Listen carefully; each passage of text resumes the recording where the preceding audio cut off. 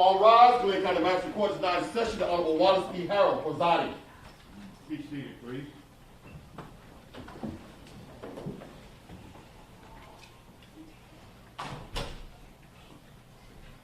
It has been suggested to me that since this case is streaming live, that I make a statement about what we're doing here today. I'd like to do that.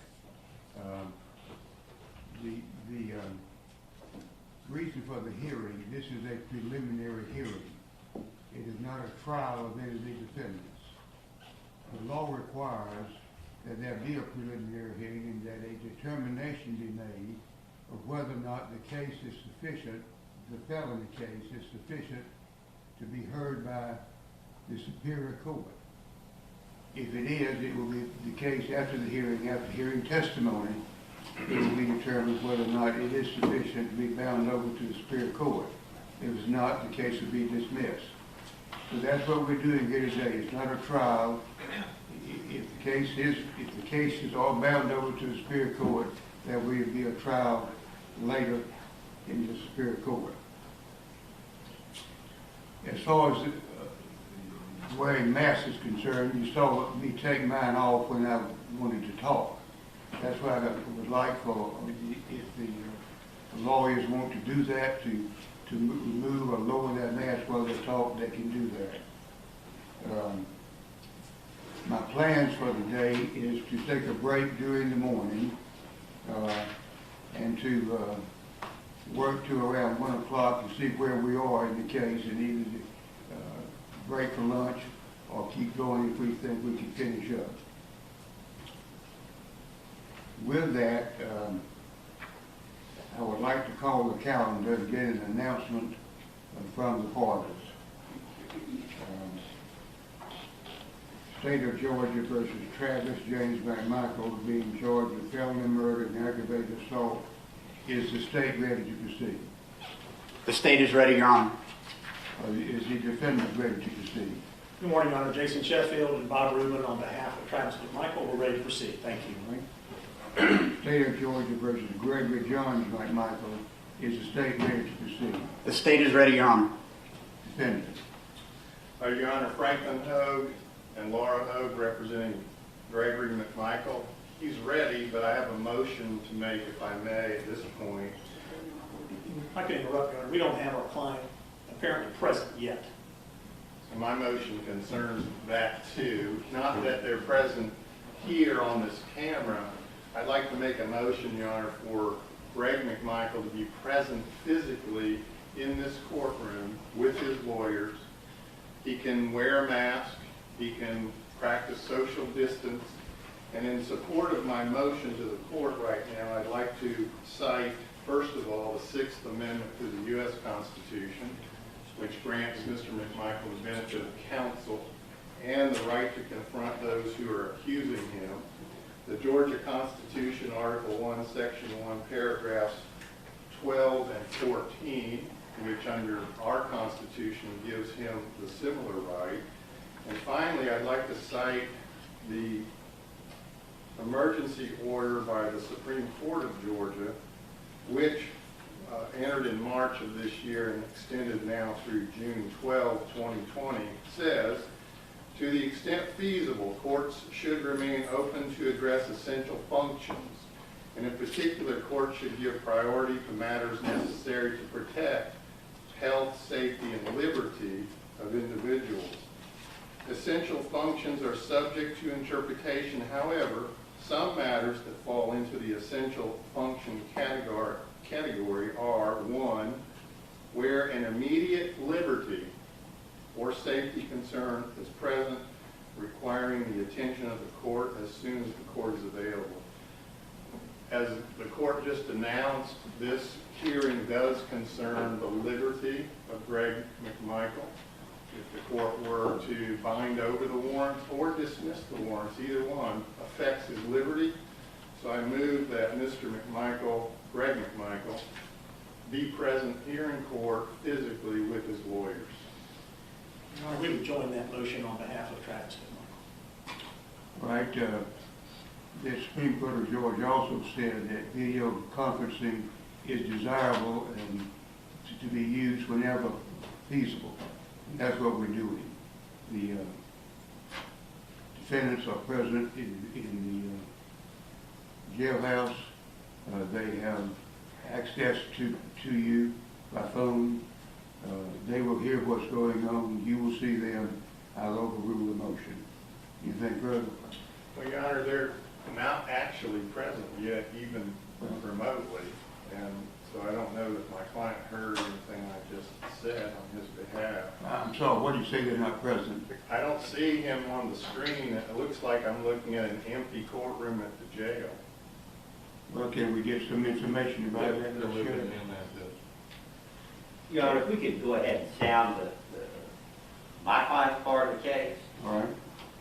What do you mean your part of the case? Well, the McMichael lawyers have announced on behalf of my client, we are expressly, while I respect the constitutional implications of what we're doing here today, we are expressly on the record waiving my client's appearance and presence in these proceedings in any capacity. It's my understanding that he's not going to be brought here, nor brought in to appear by video. And we just want to make that clear so there are any misunderstandings in the jail. I don't think there are, but we want to make that clear. We're determining, the sheriff is looking to see, I see the jail on my screen. I don't see them yet, so we'll wait till we see them. And when he is present there on the jail screen, I would like a moment to talk with him to let him know what I've done for him to try to get him here. When I made that argument a moment ago, I did not realize... You don't need to tell him that now. You can tell him that later. Well, he wanted to be here. And Well, he's not going to be here. You tell him that later why he's not here. Your Honor, while we're waiting on the defendants to be brought to the courtroom, may we approach? Yes.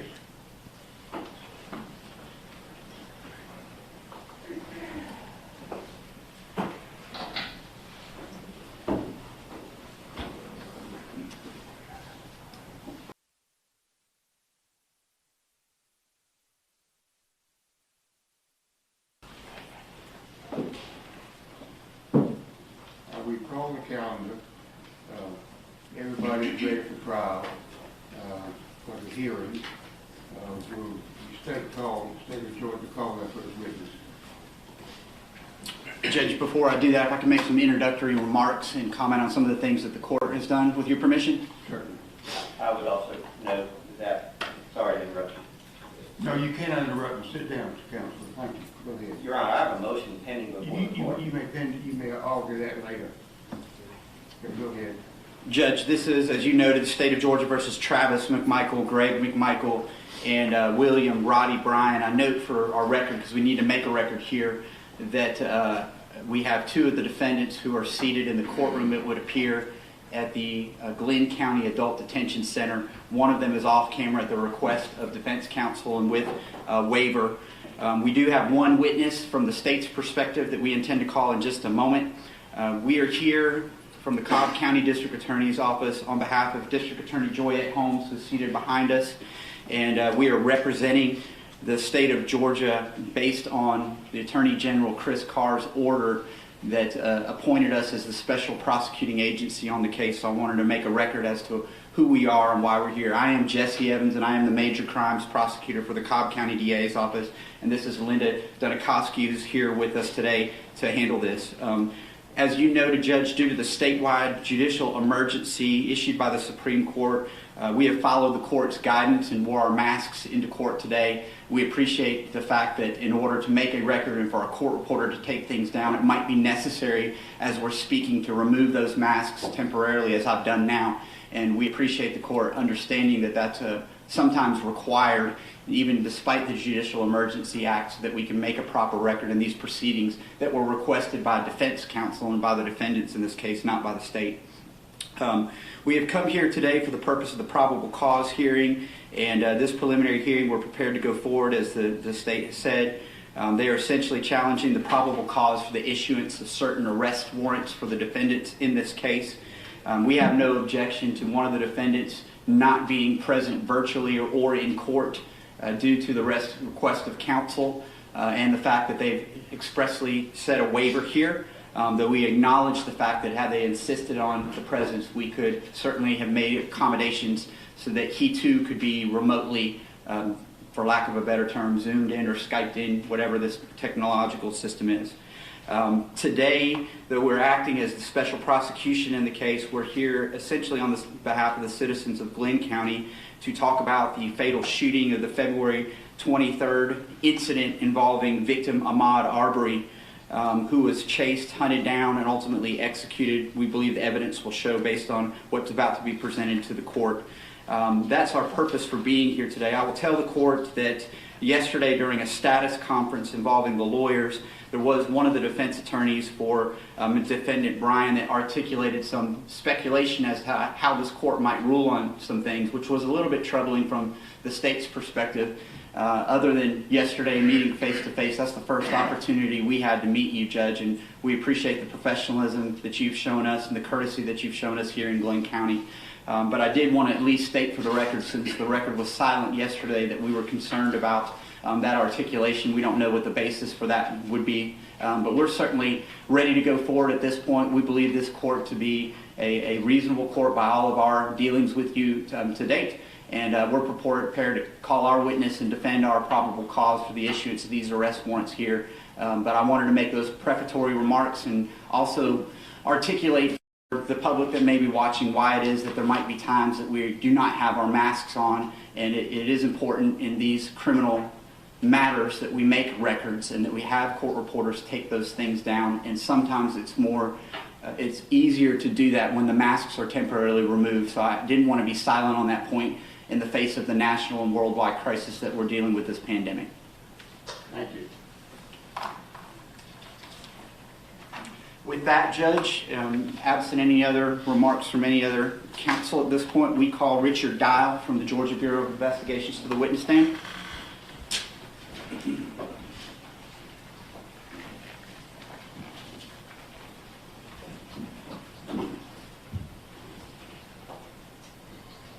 your right hand, please, sir. Do you swear to tell the truth, the whole truth, so help you God? I do. You may be seated. All right, so thank you for removing your mask for purposes of making the record, but I'll ask that you keep it handy. If there becomes a point in time where you're no longer testifying, then we may ask you to put that back on while you remain in the courtroom. Understood? I do. Yes, sir.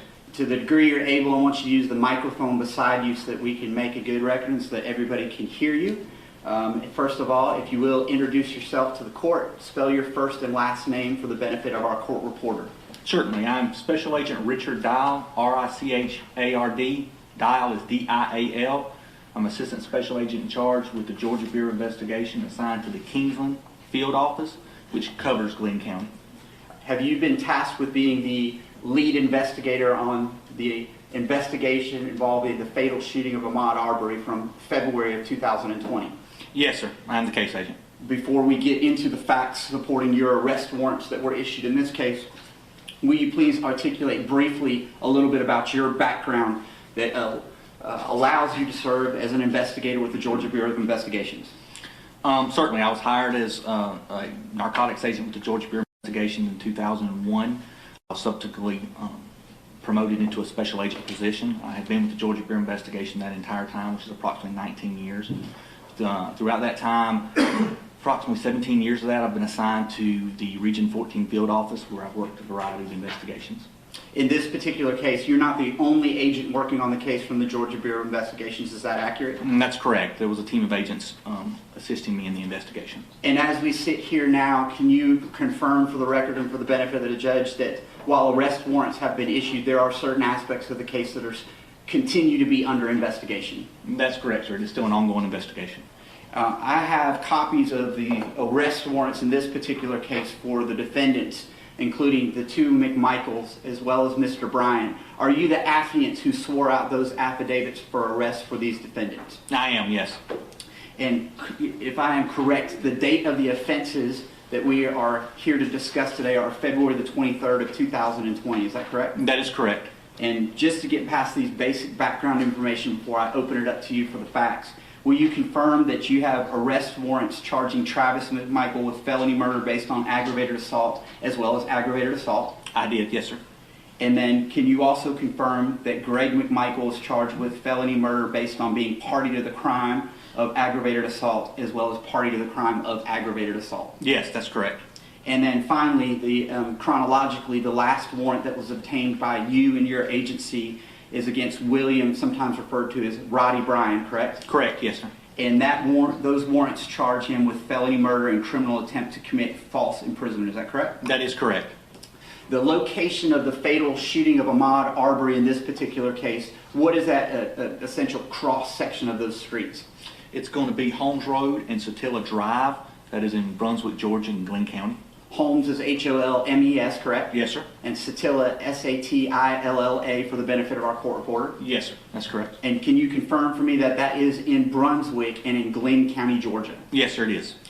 Today, you have a monitor in front of you. Do you see two of the defendants present virtually? I do, yes, sir. And they have masks on, but do you recognize who those two are? I do. Travis McMichael is seated on the left in a striped shirt, and Greg McMichael is in a jacket and tie, seated on the right. Okay. All right, I want to ask you some questions about when you got involved in the investigation. Yes, sir.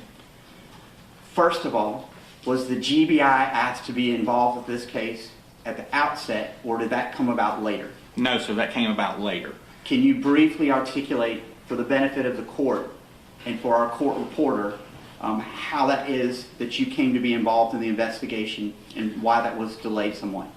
Certainly. This case was originally investigated by the Glynn County Police Department.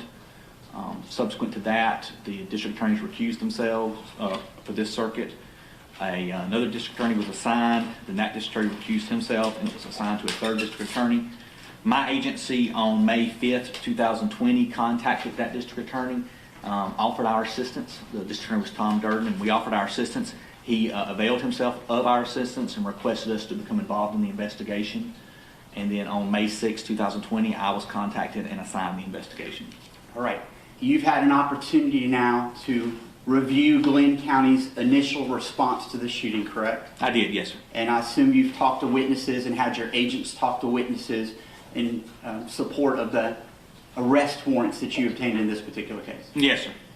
Briefly, I want to talk about the deceased victim in this case. Will you tell the court what his name was and a little bit about his background? Certainly. His name was Ahmaud Arbery. He was 25 years of age. He was a resident here in Brunswick, Georgia. He lived at 140 Boykin Ridge Drive at the time of his death with his mother. He was, he was involved in athletics, liked to play games outside. He liked to run, liked to play video games. As part of your investigation of this case, were you able to determine the approximate distance from Ahmaud Arbery's home to the place where he was fatally shot on Satilla and Holmes?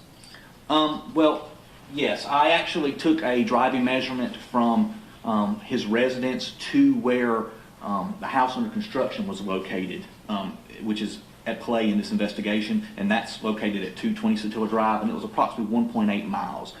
The scene of the shooting is a little further down the road, approximately 2.5 miles would be my estimate. I want to ask you some more background information now about the defendants in this case, and we'll start with Travis McMichael. Travis McMichael, were you able to determine what his age was? I was, yes. Travis McMichael, he is 34 years of age. He resided with his father, his mother, and his sister at 230 Satilla Drive in Brunswick, Georgia. And did he have some prior training in the Coast Guard? Yes. He served in the Coast Guard as a boarding officer who's involved with the interdiction of vessels. He had training reference to that, and that's the position that he held. You had mentioned that he lived on Satilla Drive with his father. What is his father's name, please? His father's name is Greg McMichael. How old was he at the time of the commission of these crimes? 64 years of age. And did they live together? They did. Can you tell the court a little bit about the background of Greg McMichael, the father in this case? Yes, Greg McMichael is a retired investigator with the Brunswick Judicial Circuit. He served in that position for a number of years. Prior to that, he served as an officer with the Glynn County Police Department. He also served as an officer with the Brunswick Police Department and with the Department of Natural Resources for a short time. I want to ask you, was he an officer for some period of time with the same agency that was initially called upon to investigate the fatal shooting of Ahmaud Arbery? Yes, he was. He was an investigator for a number of years with the Brunswick Judicial Circuit and actually retired as an investigator from the Brunswick Judicial Circuit, which was one of the reasons for their recusal themselves from the case. And specifically, did he at some point in his background also work for Glynn County Police Department? He did, yes, sir.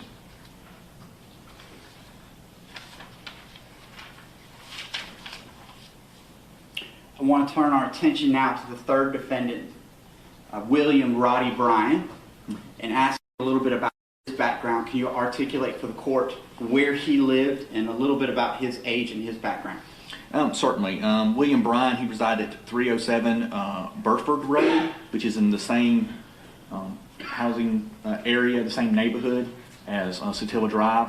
He's 50 years of age. He was employed as a small engine mechanic at the time of this incident. Before I turn our attention to the actual date of the crimes in your arrest warrant, I want to talk about the Satilla Shores neighborhood. Are you familiar with it? I am, yes, sir. And you had already mentioned on your direct examination previously reference to a home that was under construction. Can you please explain to the court the significance of that home and where it was located? Yes, that residence is at 220 Satilla Drive. It belonged to a gentleman by the name of Larry English. It was a home under construction. I believe Gregory McMichael in one of the interviews refers to it as a shell of a house. He was in the process of constructing this home. As you go into Satilla Shores neighborhood, you go down a short way and it's on the right. It's as you come in. This home is important in this investigation because the deceased victim in this investigation, Ahmaud Arbery, had been seen inside that home on security camera footage prior to the shooting incident. And on the day of the shooting incident, the neighbor had seen him inside of the home that's under construction and had called 911 prior to the rest of the events taking place. Focusing now on that home, you said that the home was under construction. Was it secured or unsecured at the time of the shooting? Unsecured. And when I say unsecured, describe for the court its state.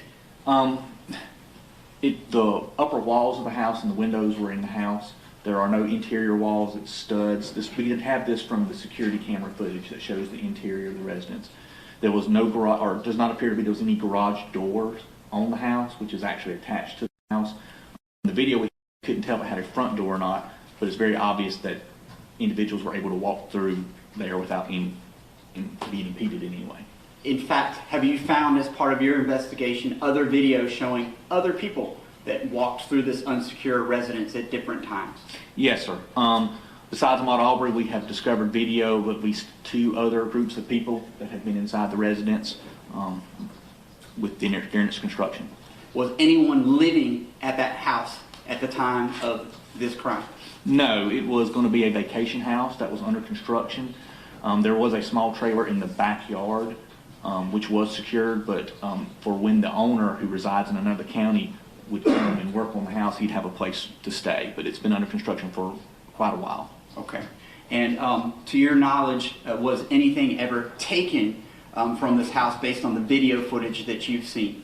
No, I think there were some kids in the neighborhood, I believe, took a couple pieces of wood from the house. But that was on video. But other than that, no.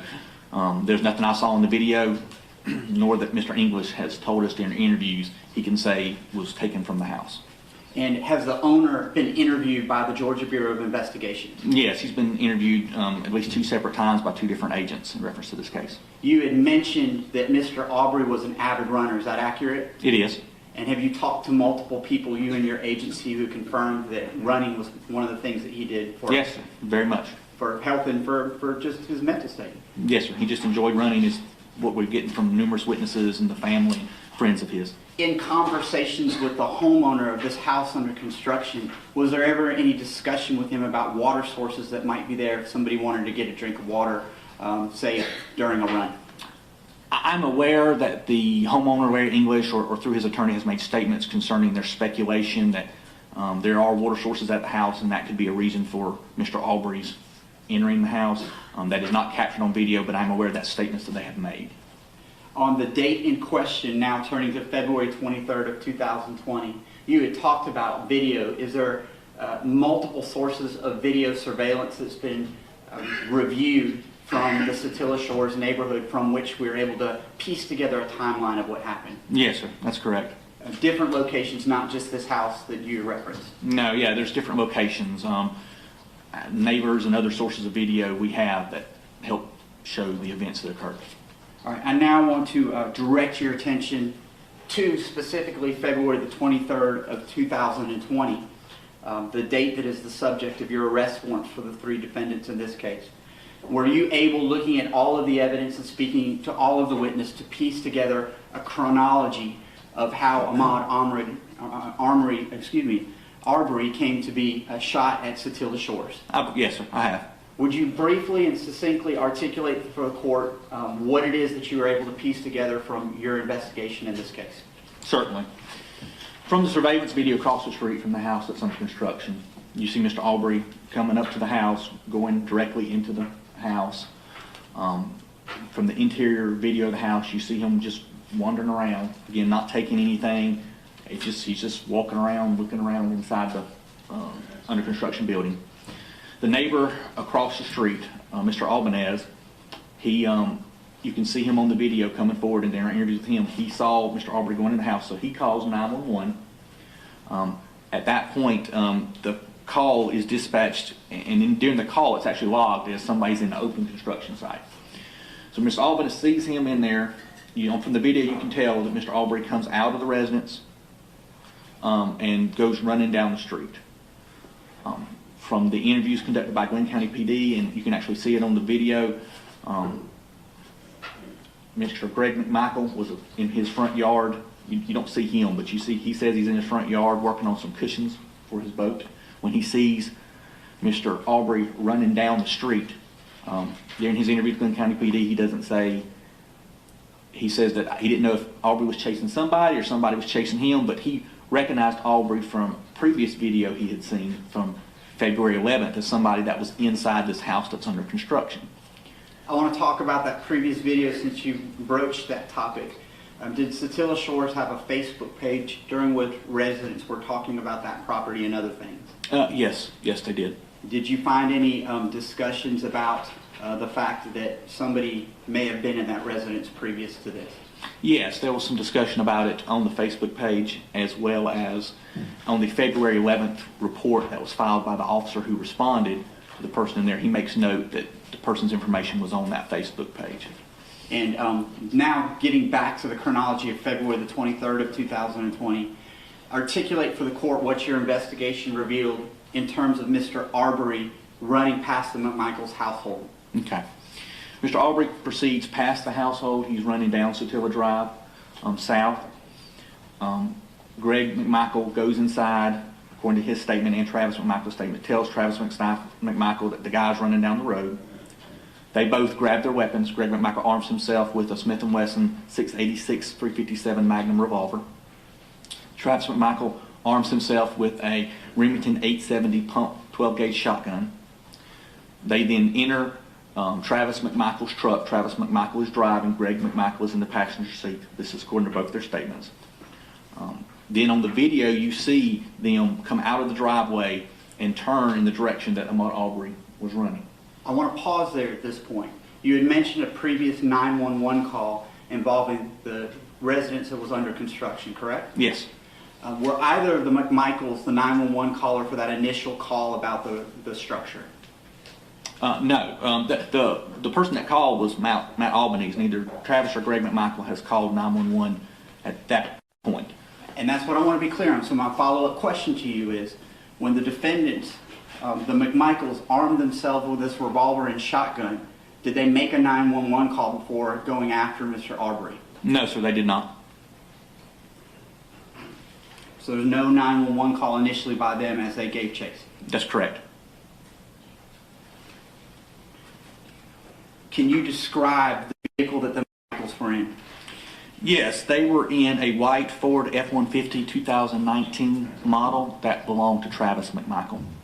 Per statements of the defendants and video that you reviewed, Can you articulate for the court whether there was any time in which the McMichaels were able to catch up to the deceased victim in this case? Yes, according to both their statements, and we have video of them, they caught up with Ahmaud Arbery as he was running. He actually runs down Satilla Drive. Satilla Drive takes a turn, but if you continue straight, it turns into Burford, which is the street where Mr. Bryan resides. They catch up to him. According to Travis and Greg McMichael, they're giving commands to Ahmaud Arbery to stop. This is captured when this is going on. Mr. Bryan is outside of his residence, and he has a surveillance video camera that captures this shooting down his driveway. So you see Travis McMichael's truck and Ahmaud Arbery in his driveway, and according to Mr. Bryan's statement as well, he sees them trying to pursuing Ahmaud Arbery. In the video, you actually see Ahmaud Arbery trying to get away. He's running backwards. The truck would move backwards, and he's moving forward. He's trying to escape at that point in the video. According to Mr. Bryan's statement, he does not know Travis McMichael. He has met Greg McMichael, but he didn't recognize Greg McMichael at that time because Greg McMichael was in the passenger seat of the truck. But he recognized the truck as a truck that's in the neighborhood. So then he yells, "Do you got him?" When you say he yells, "Do you got him?" who are you referring to? Bryan is yelling to the person in the truck who he doesn't know. He doesn't get a response. Mr. Bryan, his statement, then goes into his residence, gets the keys to his truck, comes out and cranks up his truck with the intention of assisting in the pursuit. So at that point, Roddie Bryan makes the decision to enter his residence, correct? Yes. Get his keys? Yes. And then what kind of vehicle does he get in to join the pursuit of Mr. Arbery, the deceased victim? He is in a 2018 Chevy Silverado, gray in color. At this point in time, based on our best evidence, has any 911 call been placed by either the McMichaels or the Bryan? No, none have. Can you describe as best you're able, I know it's a convoluted situation, we're going to get to a map in a second, but describe for the purpose of a record the best you're able, the sequence of events thereafter as these two pickup trucks at Satilla Shores are chasing Mr. Arbery. Yes. Mr. Arbery continued heading down Burford Road away from Satilla Drive. Travis McMichael and Greg McMichael are following him. Again, Mr. Bryan is then getting his keys and getting his vehicle cranked. At one point, Mr. Arbery turns and goes back the way he was running in an attempt to avoid the McMichaels. Greg McMichael, who had been riding in the passenger seat of Travis McMichael's truck, he's actually sitting on a child's car seat at this point. He exits the vehicle with the intention of confronting Mr. Arbery. Mr. Arbery is running back down the road at this point. So according to Greg McMichael and Travis McMichael's statement, Greg McMichael comes back to Travis McMichael's truck and tells him, go back, back up, trying to encourage Travis McMichael to back the vehicle up and engage Mr. Arbery. At this time, Mr. Bryan is coming out of his driveway, and his vehicle was actually backed in his driveway. So the front of his vehicle is facing the front of his driveway. So when he pulls out on the road, he sees Mr. Arbery coming, and he pulls his vehicle out in an attempt to block Mr. Arbery in. That's according to his statement, as well as Travis McMichael's statement. At that point, Travis McMichael makes a decision. He tells Greg McMichael, no, jump in, and his decision is to circle around Buford Road, because it circles around and actually becomes another road, Zellwood, but it circles around, and his intention is to get and cut off Mr. Arbery where Holmes Road cuts into Satilla Drive. And it's just wants to make a loop and cut him off from that way, if that makes sense. So Greg McMichael hops into the back bed of the truck because of the car seat situation, and they then go and start circling around the block pretty much to cut him off. At this time, like I said, Mr. Bryan has pulled his vehicle blocking the road trying to block Mr. Arbery, and Mr. Arbery goes around his bumper, his truck. According to Mr. Bryan's statement, he then pulls down the road and makes several more attempts to try to block in Ahmaud Arbery, trying to detain him. I want to ask you a couple questions before we leave this point. Yes, At sir. this point, have the two trucks separated from each other? Yes, sir, they have. And you had mentioned Mr. Bryan's statement to you all. Did he talk about his attempts to sort of run Mr. Arbery off the road or push him off the road using his vehicle? Yes, he made several statements about trying to block him in and using his vehicle to try to stop him. His statement was that Mr. Arbery kept jumping out of the way and moving around the bumper and actually running down into the ditch in an attempt to avoid his truck. At various points during this chronology that you're articulating for the court and our record, based on the evidence you've seen, including some video footage, were you able to determine that using these two pickup trucks during the whole event, Mr. Arbery's path of travel was essentially redirected by the actions of the defendant? Yes, sir, very much. Mr. Bryan, so Mr. Arbery gets, if I can explain. Sure. That's okay. Mr. Arbery goes around Mr. Bryan's truck as he's pulling out. At this point, Mr. Arbery is heading back the way he's come, which would lead him out of the Satilla Shores neighborhood. Mr. Bryan makes statements that he continues to try to block in Mr. Arbery. Mr. Arbery takes a right turn onto Holmes Road, and Mr. Bryan is actually overshoots him going Satilla. So at this point, Mr. Arbery is trying to avoid Mr. Bryan, and he turns down Holmes Road, which is actually going sideways back into the neighborhood instead of out, which is the way he was traveling. Mr. Bryan then remaneuvers his vehicle and pursues Mr. Arbery down Holmes Road. I want to be clear on that point. As you go down Holmes Road, had Mr. Arbery been allowed to finish that path of travel, was there any direction that could be made to get back to the exit of that neighborhood? Yes, if he went down to Holmes Road, he could have caught Zellwood and then gone back up again to Satilla Drive and going back out Satilla Shore. So pretty much he could have gone straight, but he cut and would have had to circle back around. But he could have still escaped the neighborhood at that point.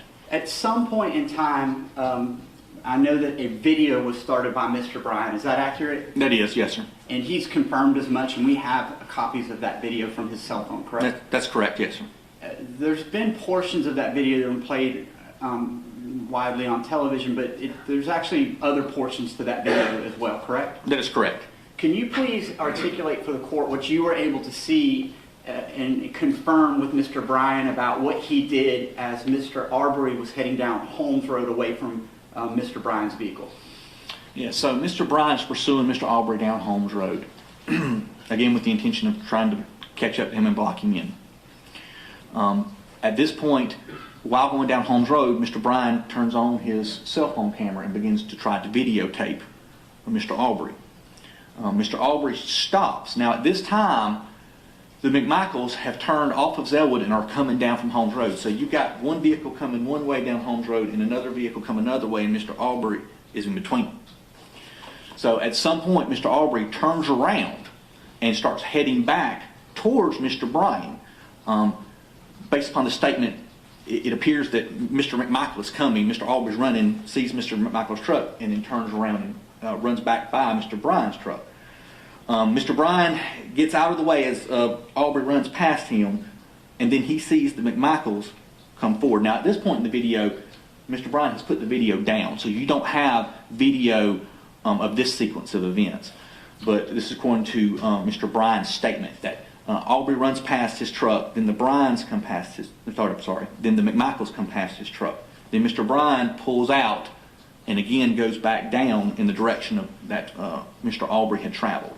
Before we leave this topic here, was any of this captured on the video before the phone was put down? Could you actually see Mr. Arbery trying to evade the truck? Yes, sir, you can. Okay. And did you see him turn around and try to get away from the truck before it turned around? I'm referring obviously to Mr. Bryan's truck. Yes, sir. And I know that you just said that the video was put down at some point and you couldn't see, but were you able to capture any audio? Yes, you can hear the different gears changing in the engine, moving in the vehicle. Yes. All right. And then along those lines as well, during the portions of the interview where Mr. Bryan was interviewed both by Glynn County Police Department and members of the Georgia Bureau of Investigations, did he make any admissions to you that his vehicle had any contact with the deceased victim and any damage as a result therefrom? Yes, he indicated at one point that his vehicle had contact with the victim. His impression was that Mr. Arbery had been trying to open the driver's side door, but did not got to the driver's side door. He made that statement initially. The Glynn County Police Department that day actually photographed the truck. You can see some palm prints, appeared to be swipes on the rear driver's side door. His truck is a four-door truck, Your Honor. So there's some swipe marks and palm prints there. There's also white cotton fibers along the truck bed where the bed liner lips over the bed of the truck. There's a little bit of plastic of that bed liner. There is white cotton fibers along it, which Mr. Arbery, during this pursuit and incident, was wearing a white cotton shirt. There was also a dent directly below those white cotton fibers, and that dent we attributed to contact with Mr. Arbery because of its location. And did Mr. Bryan confirm during his interviews that the dent was actually as a result of the vehicle making contact with him? I believe that was his surmise, okay, but I'm not 100% sure on that. Turning now to the situation we have involving the two pickup trucks. After Mr. Bryan turned around, can you confirm that both pickup trucks were essentially facing the same direction on Holmes? Yes, they were. Both. It was Mr. Arbery running back down Holmes towards Secure Drive, Travis McMichael driving his truck directly behind Mr. Arbery, and then there was Mr. Bryan behind Travis McMichael's truck. At some point, Travis McMichael's truck gets ahead of Mr. Arbery. What happens when the McMichael's truck gets ahead of the victim? Their vehicle gets ahead of Mr. Arbery, then they stop their vehicle, and this is almost at the intersection of Sotilla Drive and Holmes Road. They stop. Is this a public roadway? It is. Where is Mr. Bryan's vehicle located during this portion of the chase? Mr. Bryan's vehicle is behind Mr. Arbery. Mr. Arbery at this point is between Travis McMichael's vehicle and Mr. Bryan's vehicle. Is Mr. Bryan able to video any portion of what happens next? He is. Have you reviewed that video, and do you have it? I do, and I have. Can you please describe the chronology of events after the McMichaels parked their vehicle in the middle of this public roadway as Mr. Arbery approached the back of that vehicle?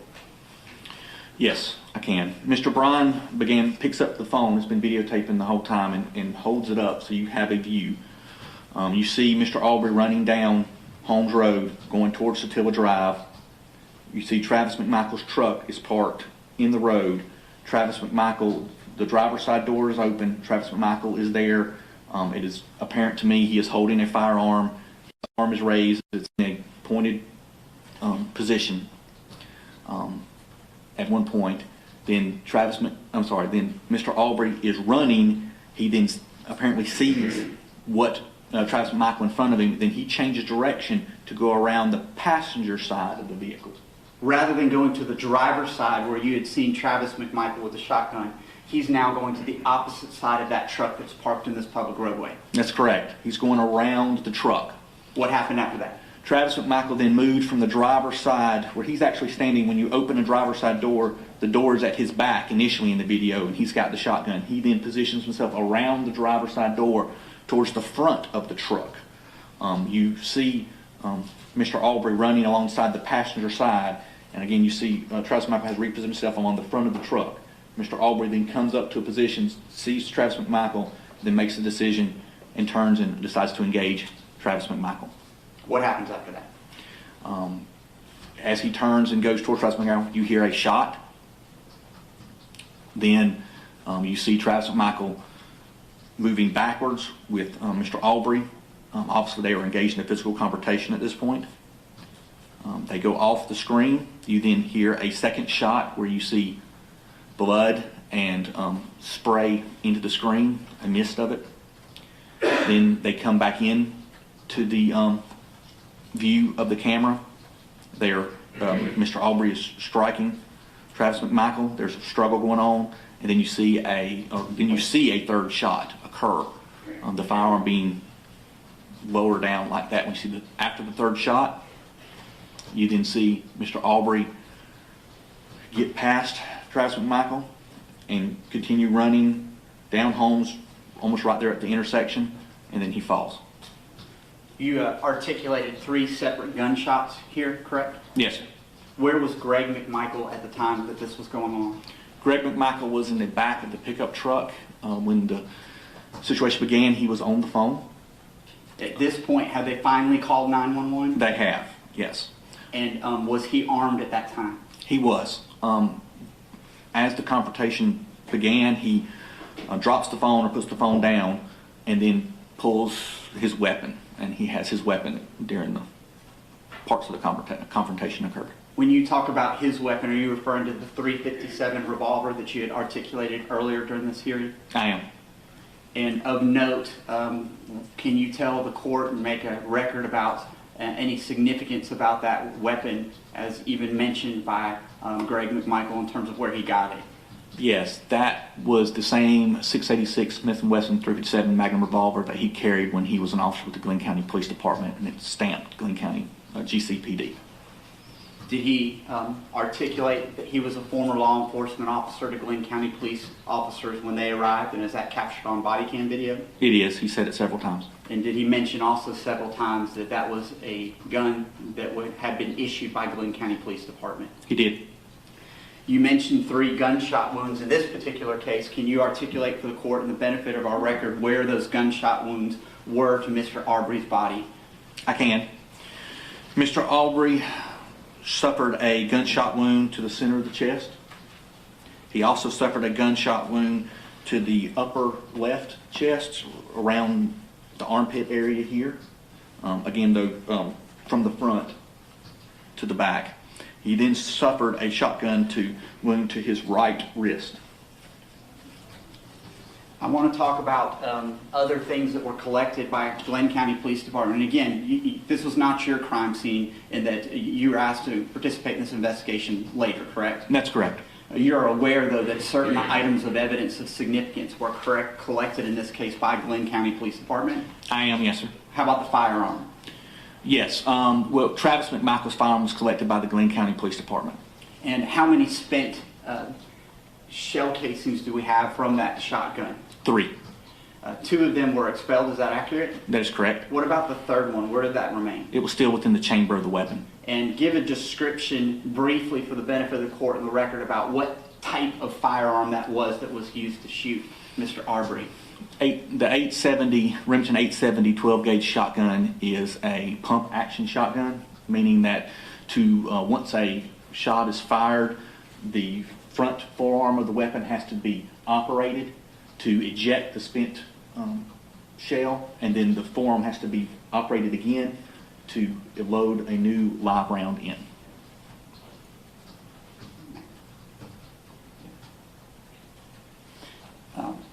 During Travis McMichael's interview with police, did he make any admissions about firing the fatal gunshots in this particular case? He did. He admitted firing the weapon 3 times. And the first shot that he articulated, where did he indicate to police that that shot landed? The chest, Mr. Arbery's chest.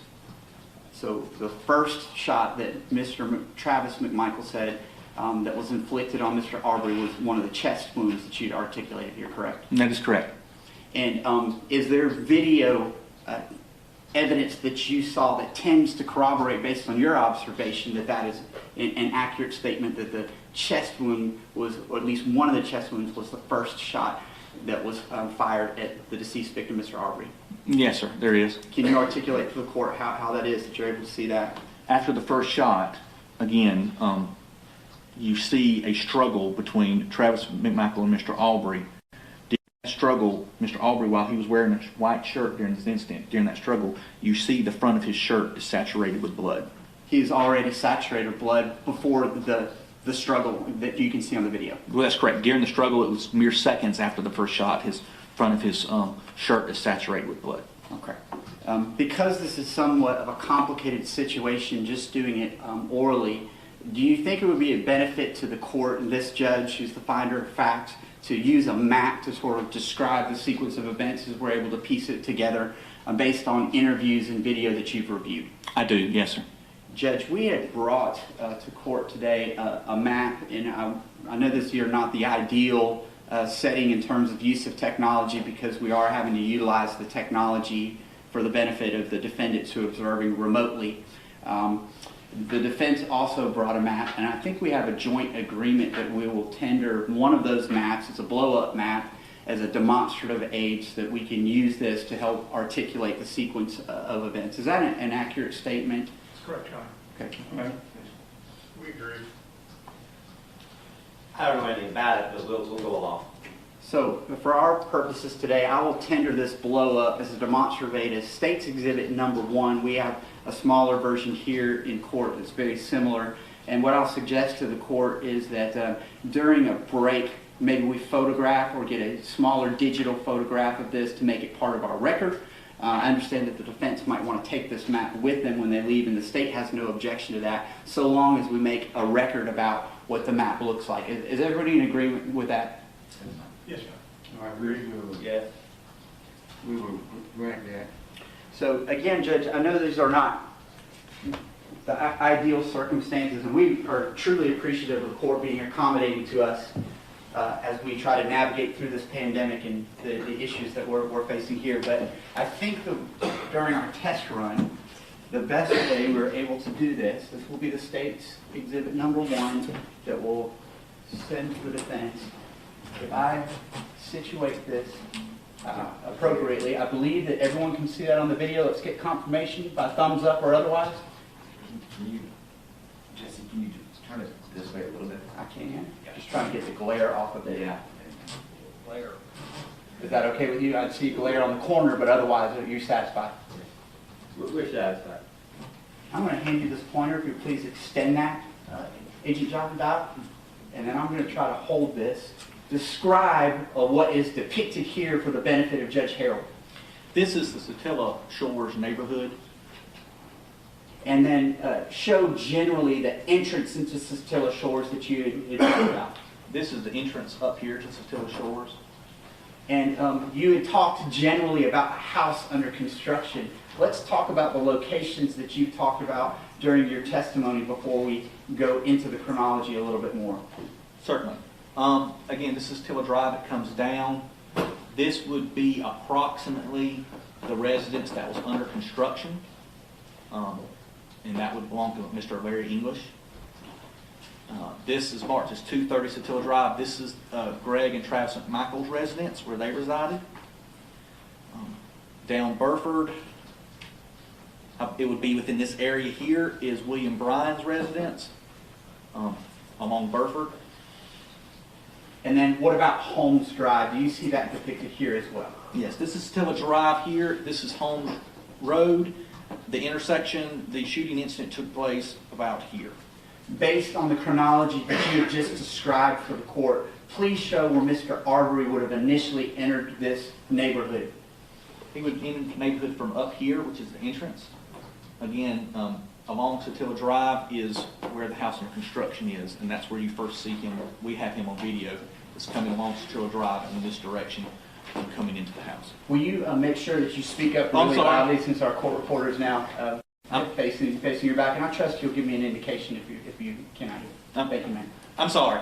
Yes, this is Satilla Drive when you come in from the front. If you'll come here, this is the house that's under construction. We have video of Mr. Arbery as he's coming in this direction down Satilla Drive when he enters into the home that's under construction. I don't think we've explicitly covered times yet, but was this broad daylight? It was, yes. It was approximately 1 o'clock in the afternoon.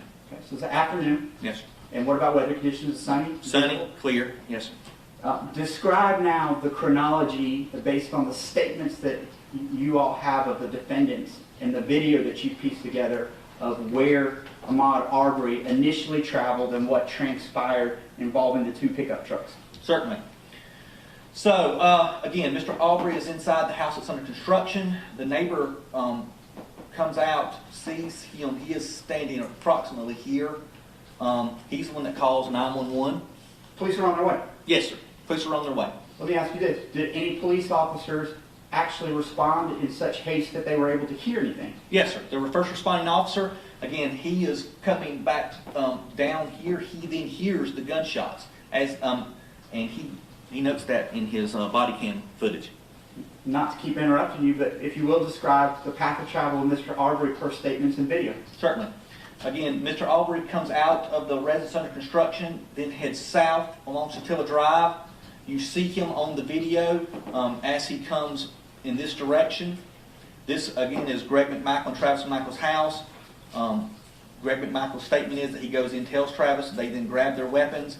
On the video, you see Travis, what appears to be Travis McMichael's truck, come off of 230 Still Drive and go in this direction in pursuit of Mr. Arbery.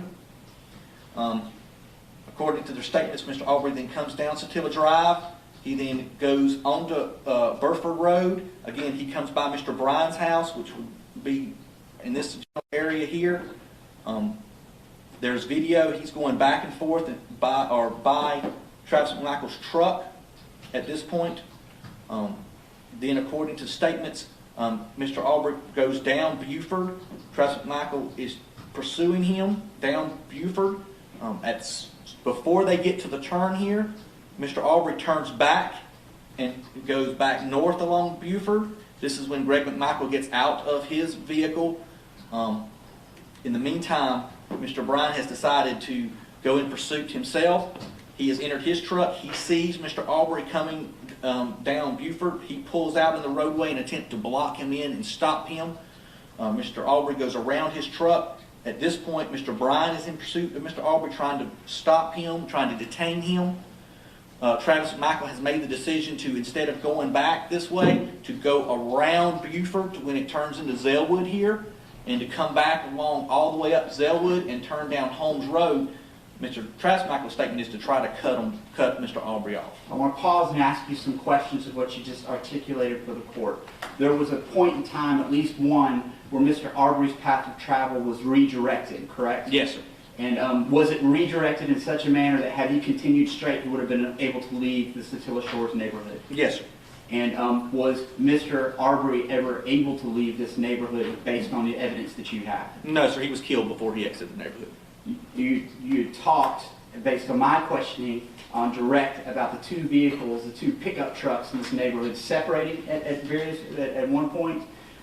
Describe in more detail the path of travel of both of the trucks after they separated, essentially. Certainly. Mr. Bryan, again, is headed, generally north on Buford back towards Satilla Drive in pursuit of Mr. Arbery, because that's the direction Mr. Arbery is going at this point, is back towards Satilla Drive, which is the way he has come into the neighborhood, and he's going back the way he came. Of course, Travis McMichael, as I said, he is at this point on Buford. Instead of going back in pursuit, he decides to loop around, according to his statement, and try to cut off Mr. Arbery by going down Holmes Road. Was Mr. Arbery redirected by Mr. Bryan's vehicle such that he could not make it straight out of the exit of this particular neighborhood? That's correct. Again, Mr. Bryan has stated that he tried to stop and detain Mr. Arbery several times. At one point, actually, Mr. Bryan goes on Satilla Drive. Mr. Arbery, being pursued by Mr. Bryan, turns down Holmes Road quickly to the point where Mr. Bryan has to turn around and then go down Holmes Road. So he's pursuing, Mr. Arbery's going down Holmes Road towards Zellwood. Mr. Bryan is coming behind Mr. Arbery on Holmes Road towards Zellwood, while Travis McMichael is turning off of Zellwood onto Holmes Road, coming back towards Mr. Arbery. Is this the point that you had just articulated for the court earlier this morning, that the two vehicles were essentially facing each other, almost pinning Ahmaud Arbery in between the two? Yes. That's correct, yes. And describe, if you will, what happened next based on the video and the statements that you have that were obtained as part of this investigation. Yes. On Holmes Road, according to the video and the statements, Mr. Arbery turns and goes back towards Mr. Bryan. We do not know from the investigation at this point whether he saw Mr. McMichael's truck at this point, but that's a reasonable conclusion at this point. But he turns around, goes back towards Mr. Bryan, goes around Mr. Bryan's truck. Mr. Bryan then pulls off the road because Mr. Travis McMichael's truck is coming back towards Mr. Arbery. And Mr. Bryan then, after Travis McMichael's truck passes, gets back onto Holmes Road and proceeds back towards the intersection of Holmes Road and Satilla Drive in pursuit of Mr. Arbery and Travis McMichael's truck. Is this the point in time where both the vehicles are essentially facing the same direction? It is, yes. And this roadway, obviously we're just looking at a map here. You've been to it, correct? Yes, sir. Is it a wide roadway or is it fairly narrow? It's fairly narrow, yes, sir. Why don't you describe, first of all, had Mr. Arbery been able to make it to the the intersection here of Holmes and I guess that's Satilla, had he made a right there, had he been able to make a right, where would he have been able to go? He would have gone up Satilla Drive and out of the neighborhood. And what's across from this neighborhood that you've given some testimony about before? There's Highway 17 is here, and across Highway 17 is the entrance into Mr. Arbery's neighborhood. It goes back into where he lives. His neighborhood's right across the highway? Yes, sir. All right, now, we pick up here with some of the video that you've observed that Mr. Bryan took, correct? Yes, sir. Describe where generally the sequence of events occurred in terms of the fatal shooting of Mr. Arbery on Holmes Drive. So, Travis McMichael at some point has gotten in front of Mr. Arbery. He actually stops right about here near the intersection of Holmes Road and Satilla Drive. That's where he stops his vehicle. It is facing towards the intersection of Satilla Drive with the rear of the vehicle facing back down Holmes Road.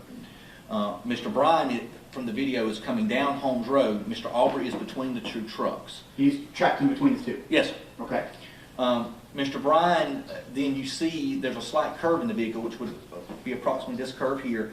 Mr. Arbery is coming towards Mr. McMichael's truck. Mr. McMichael is outside of the driver's side of the truck, armed with a shotgun at this point. Mr. Arbery then comes, sees Mr. McMichael, changes and goes around the passenger side of the vehicle, not towards Travis McMichael, but around it. And then Travis McMichael changes his position to the front of the vehicle, and at that point is when Mr. Arbery sees Travis McMichael change position at the front of the vehicle and then engages Mr. McMichael. That's where the shooting took place? Yeah, the first shot, yes, sir.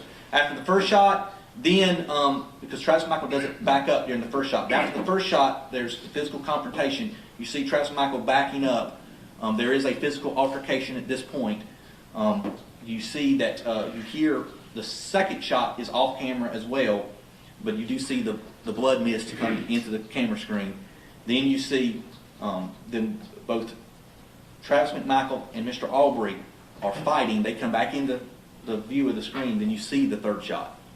But this is all, the altercation you talk about is all after that first shot to the chest that Travis McMichael made an admission about? Yes, sir. That's correct. And for the benefit of our record, I thought I heard this, and I know it's a minor error, but I want to make sure we're making a record. I think you said curb or bend in the vehicle. You meant bend in the road. Road. I meant the road. Yes, sir. Yes, I apologize. I just wanted to make sure that we're accurate on, Yes, on that point. All right. Thank you, sir. I'm going to set this here, and I'm going to let you hold that in case there's any cross that you might need it for.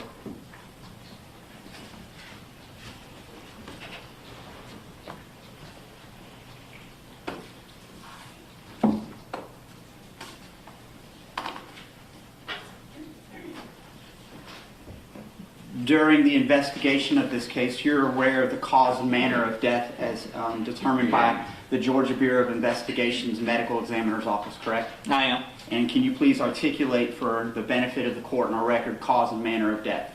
Cause was gunshot wound, manner was homicide. I want to talk about statements of the defendants.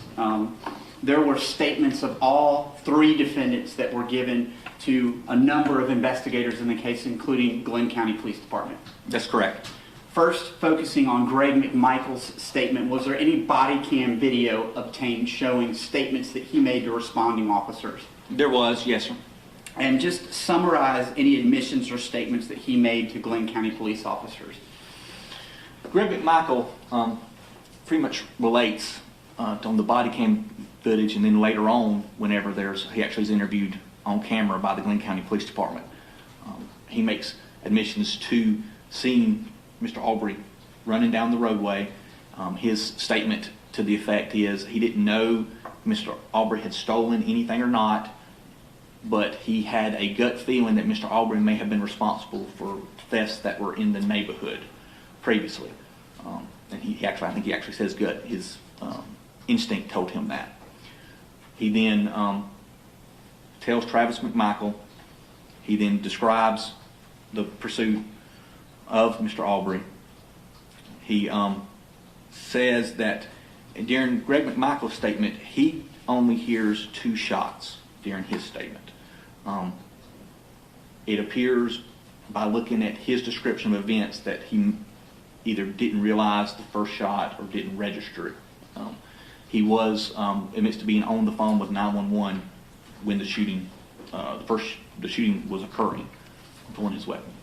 Did he make any admissions to you about Mr. Bryan at some point volunteering to join into this chase of Mr. Arbery in the neighborhood, and how did he describe that? Yeah, he described that Mr. Bryan was trying to block him in as well. Okay.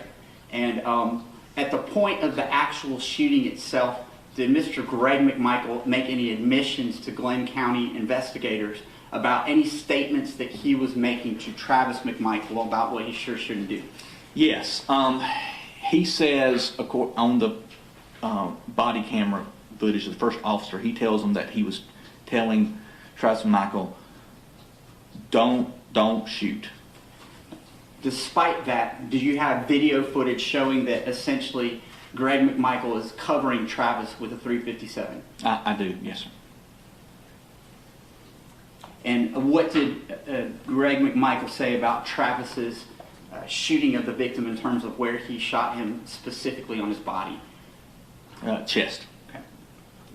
Similarly, was there video footage, both body cam and also interview footage of Travis McMichael and his assertions about what happened on this date? Yes, Travis McMichael's particularly interview was done at the Glynn County Police Department with him, where he went into detail. Did Travis McMichael make any admissions about ordering the victim at gunpoint to try to get on the ground or anything like that? Yes, he did.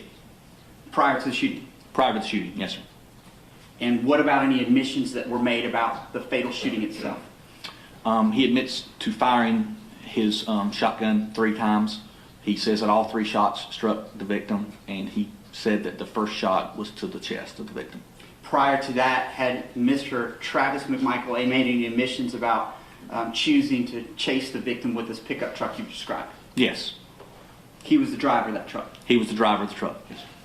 I now want to turn your attention to Mr. Roddie Bryan. And are you aware of any admissions that he made both to Glynn County Police Department as well as investigators with the Georgia Bureau of Investigations about his role in this particular crime that led to the arrest warrants you obtained? Yes, sir, I am. Can you describe generally for the court some of those specific admissions that were made by Mr. Bryan? Mr. Bryan admits to joining the pursuit of Mr. Arbery. He admits to trying to block Mr. Arbery in, trying to detain him several times, both before Mr. Arbery turned onto Holmes Road and then while on Holmes Road. Did he make any admissions to using his vehicle to redirect the victim within the Satilla Shores neighborhood prior to the fatal shooting? Yes, he did. And did he talk about the victim doubling back and trying to get away from this vehicle? He did, yes, several times. Did he confirm for you that the video you've now seen and collected was made by him on his cell phone? He did. Did he also confirm, he being Mr. Bryan, that he saw Travis stopped in the middle of the roadway as Mr. Bryan was driving after Mr. Arbery, leading to the fatal shooting? He did.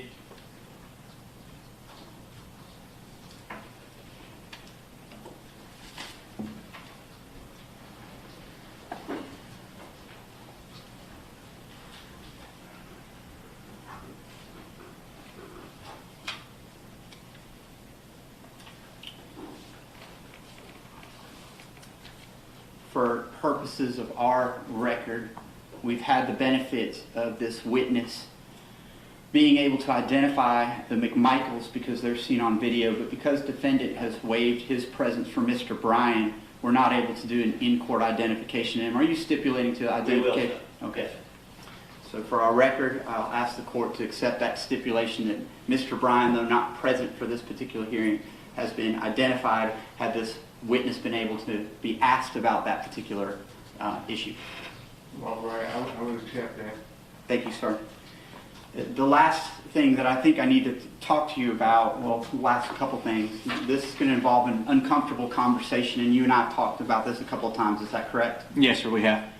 You know that I want to ask you about a particular quote that Travis McMichael stated on the crime scene that was overheard by one of the defendants and shared with investigators prior to police arriving, correct? That's correct, yes, sir. And though this may be an uncomfortable conversation for the benefit of the court and for the record, we're making it clear that this is not your quote, it's not the GBI's quote. This is a quote from a statement of Mr. Bryan as to what he heard Travis McMichael say prior to police arriving, correct? Very much so, yes, sir. Understanding that and understanding that it might be a little uncomfortable to talk about the words because it involves a curse word and something else, I need to ask you about that quote. Can you please articulate for the court what Mr. Bryan said he heard Travis McMichael say prior to police arriving and after the fatal shooting? Yes, Mr. Bryan said that after the shooting took place, before police arrival, while Mr. Arbery was on the ground, that he heard Travis McMichael make the statement, "fucking nigger."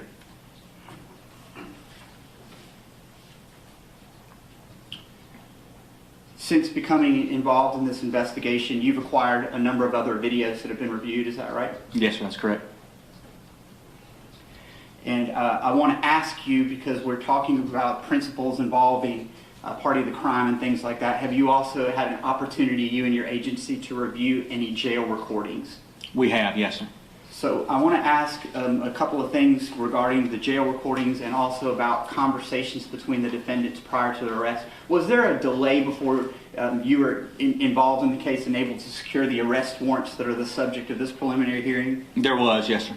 Have you had an opportunity to review whether there's any evidence that the defendants communicated with each other after the fatal shooting but prior to the arrest warrants in this case? Yes, sir, I have. And tell the court what you found about that, since we're talking about party to the crime and conspiracy culpability in just a few minutes. Yes, we have uncovered evidence through statements that Greg McMichael had conversation with Mr. Bryan concerning the video and the incident. Okay. And specifically, have you acquired a jail call where any of the McMichaels refer to Mr. Bryan in a favorable way? I have. During a jail call that my agency obtained and reviewed, Greg McMichael was on the phone with a caller. The caller asked him about Mr. Bryan. At first, Mr. McMichael says he can't talk about it, and then he says that Mr. Bryan is an ally. He uses the term ally referencing his co-defendant, Mr. Bryan. He does. This is after the McMichael's arrest, but prior to Mr. Bryan's arrest? That's correct. Just a moment, sir. I think that's all I have at this time, Judge. All right. Have the defendants made a decision about the order of cross-examination? Yes, Your Honor. Would you, I will begin all right, on behalf of Travis would you McMichael. proceed to cross-examine? Judge, if we could take a brief recess, I do need to speak with All right. my client, and I need to get the time that I'm going We'll to take a 15-minute break then. Thank you, Judge.